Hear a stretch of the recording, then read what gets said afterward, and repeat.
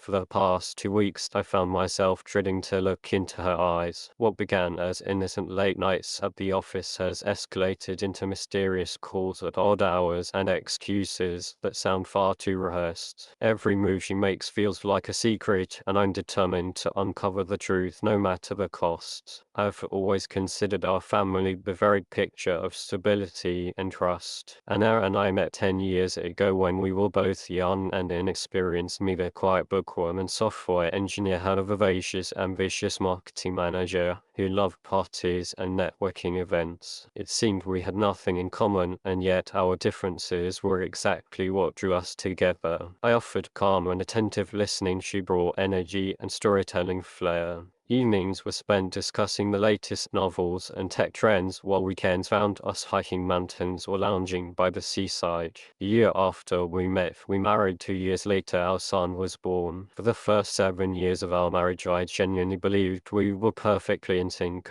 Work, household chores, and raising our child presented challenges, but we tackled them as a team. Anna organized playdates, social gatherings, and family celebrations, while I provided a peaceful home harbor to unwind. My introverted nature craved quiet nights with a book or a game. She happily dragged me to themed parties, reunions, or neighbors' dinner invitations. We learned to balance. She taught me to open up socially, and I showed her the value of slowing down and savoring stillness. Nothing foreshadowed the storm that began 6 months ago when a new project leader named Jake joined Anna's marketing department. Jake, a man slightly older than us with an infectious laugh and easy charm, seemed at first just another friendly colleague. We met at a corporate party when Anna introduced me. "This is my husband. He's the engineer who'll glaze over when we discuss marketing." Jake came off as a cheerful networker who loved swapping recipes for dinner parties as much as brainstorming campaign slogans. At first, I was untroubled. I knew Anna had many male friends from college, and I had female friends from university. Trust and transparency mattered more than gender ratio.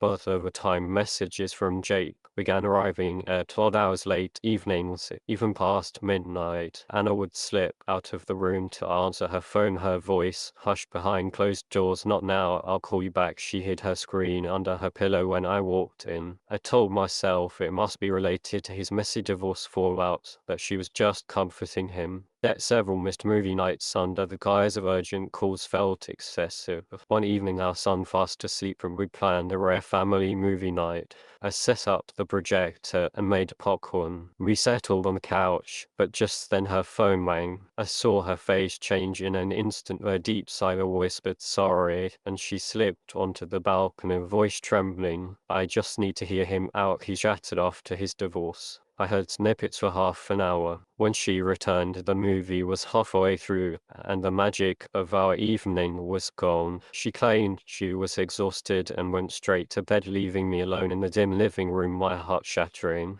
I started paying closer attention, and I began staying late at work, officially for urgent projects. Then I'd return early and find her dash out of the house, phone in hand, as if she'd forgotten to charge it. When I asked her how's work, she offered vague deadlines and meetings replies. "Are you okay?" I pressed, but she skirted the question. I blamed myself for being too distant, for missing subtle signals. But a persistent voice inside me whispered that something's not right.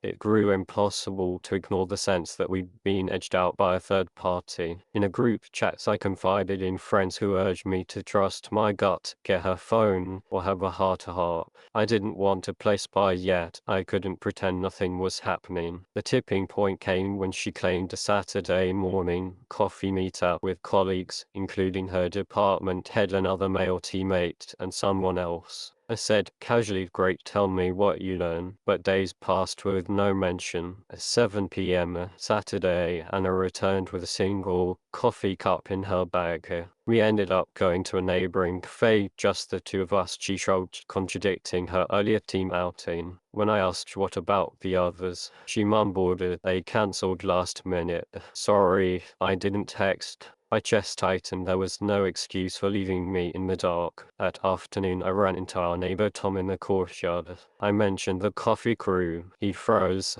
"I saw Anna at Java Cafe around noon, just her and one guy." I kept my voice level. "Must have been a client."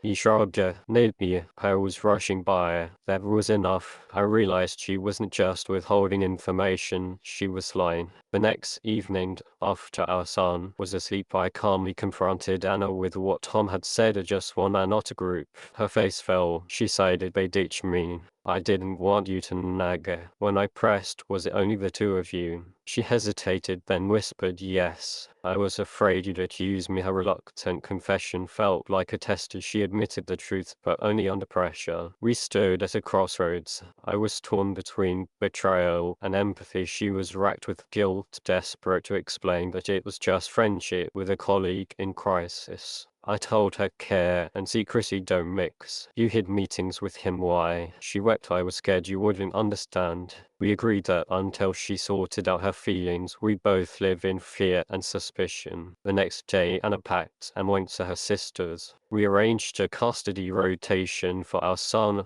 I have mornings and evenings, she has afternoons and alternating weekends. Communication was limited to essential schedules, bills, our child's needs. We moved like automatons, performing parental duties without touching on personal topics. Thanks for bringing him in. I've kicked him up. Those were our lifelines. A week later, Anna texted, we need to talk. I'll come over after the grandparents have him. My heart raced, but I agreed. The night in our living room lined with family photos, I demanded her to tell me why you hid your meetings with Jake, why you kissed him twice and called it friendship. Anna sobbed, explaining that what started innocently with emotional support spiraled into something she couldn't resist. Best we kissed, she admitted, but I never meant to cross the line. I counted emotional and physical betrayal, especially hidden, is still betrayal. You gave your heart to someone else and left me in the dark. We sat in silence until I saw raw pain in her eyes, regret, fear of losing everything. Despite my hurts, I felt compassion. She was human too. I offered terms. If you want us to stay together, you must end all contact with him, share every call and message, and attend couples therapy. If you refuse, I'll proceed with divorce. Anna nodded through tears, but her yes felt tentative. In the following days, I consulted a lawyer on legal separation and divorce, keeping open the possibility of reconciliation until the final papers. I started my own therapy to cope with anxiety and betrayal. Our son remained our priority, his routine undisturbed. Mornings he's with me, afternoons with Anna, evenings at grandma's. We still meet occasionally to exchange belongings or discuss our child's needs. Each encounter is laced with formality and unspoken sorrow. Anna remains at her sister's, coming back only briefly. Our talks are confined to logistics, schedules, finances, school. I brace myself every time our eyes meet, but I see in her reflection the same regret and uncertainty. Now I'm on the final stretch of our divorce documents, 5 terms of custody and asset division agreed. Anna vows cooperation, no drama. I've promised myself that regardless of the outcome, I'll treat her with decency for our son's sake.